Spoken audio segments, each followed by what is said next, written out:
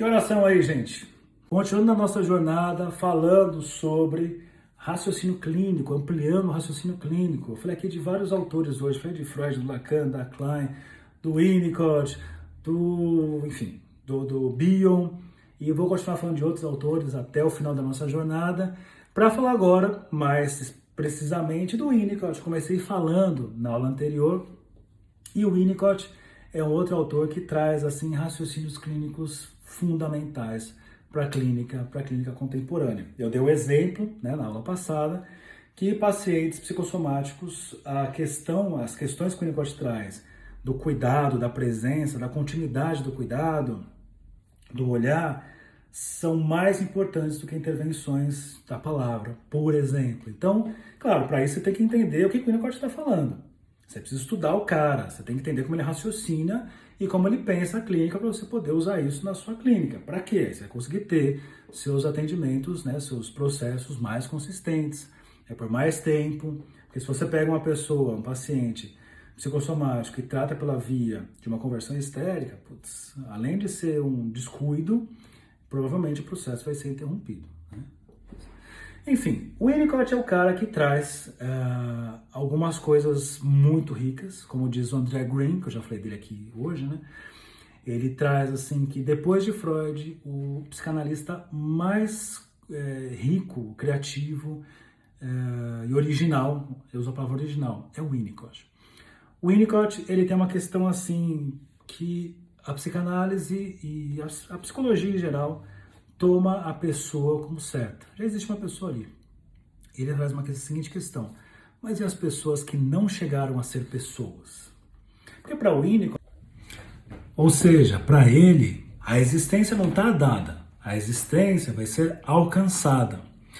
Para alcançar essa existência, existe um processo. Ele vai dizer que nós herdamos uma tendência inata a nos integrar numa unidade, mas que isso é um processo. E esse processo ele chamou de desenvolvimento emocional primitivo. Consiste em quê? Em 3 tarefas por parte do bebê, e que essas tarefas vai depender, claro, do ambiente. Quando eu falo do ambiente, eu estou falando do cuidado materno, que não necessariamente é a mãe que vai fazer. O primeiro dessas tarefas é a chamada integração. Integração no tempo e no espaço.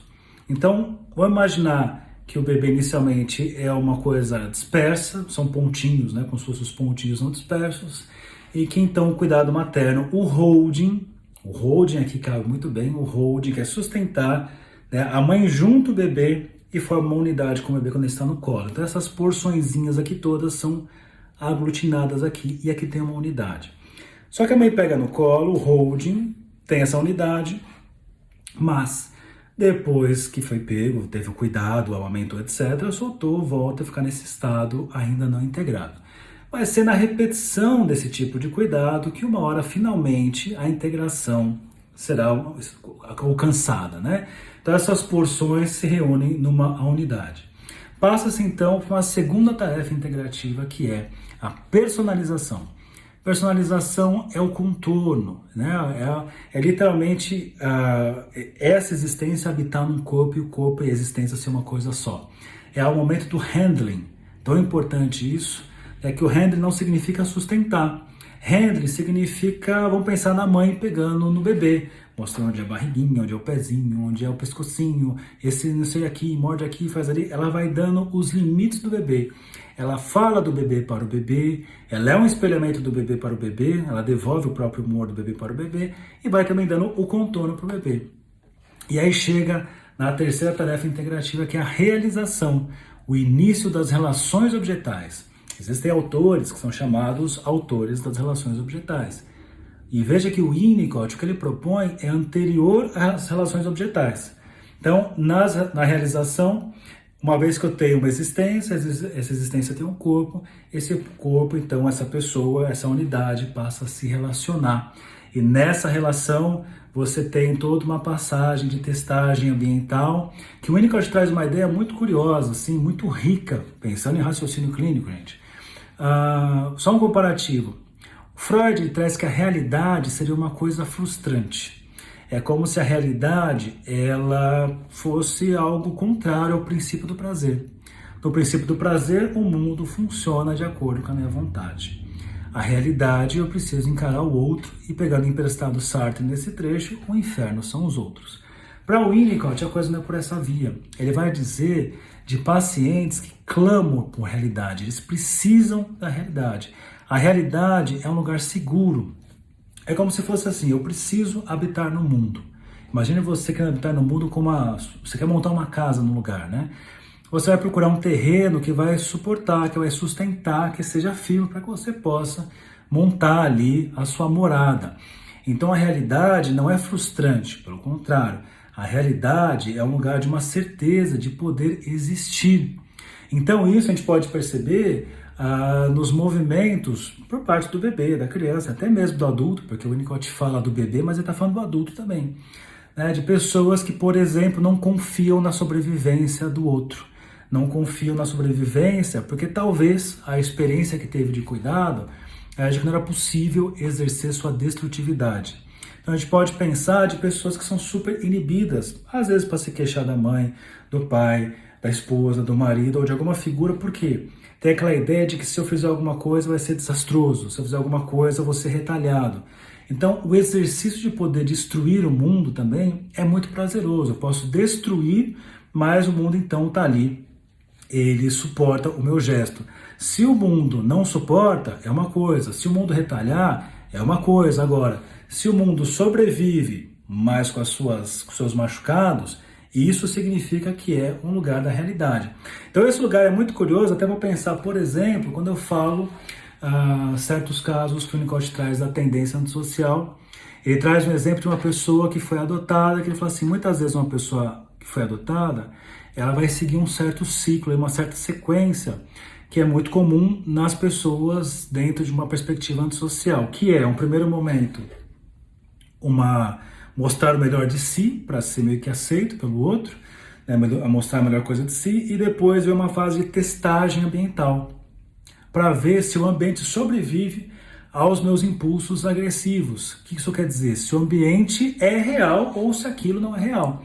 E muitas vezes acontece a história de pessoas que devolvem uma criança porque não se comportou de acordo com o ideal que ela tinha, ou então cai naquele oposto de tudo pode, olha que máximo, que legal isso, bota fogo na casa, olha que legal isso aqui, né?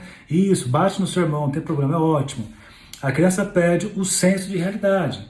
Então é importantíssimo que a realidade seja trazida para que a pessoa veja, essa realidade é real, eu tive ação na realidade, a realidade sobreviveu, não retalhou. A realidade é real. Então, assim, eu posso te matar aqui como uma representação mental, porque você existe na vida real.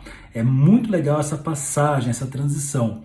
Tem um momento, inclusive, que o Winnicott atende a Margaret Little, em que, primeiras sessões, ela, descrita ali como borderline, ela, irritada com algo do Winnicott, pega um vaso e taca no chão, né?